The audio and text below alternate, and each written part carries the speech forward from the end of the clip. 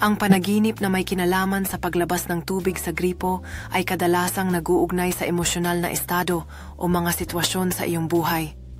Narito ang ilang posibleng kahulugan. Kontrol sa emosyon. Ang tubig sa mga panaginip ay madalas na simbolo ng emosyon.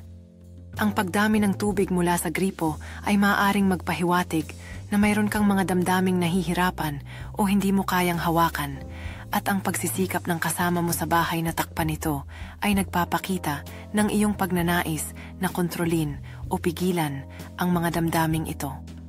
Pagsugpo sa problema. Ang pagtakip ng kasama mo ay maaaring simbolo ng paghahanap ng solusyon sa isang problema o sitwasyon sa iyong buhay.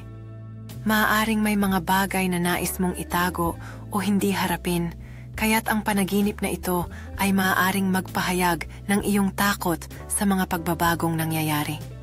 Pagkawala ng kontrol. Kung masyadong marami ang tubig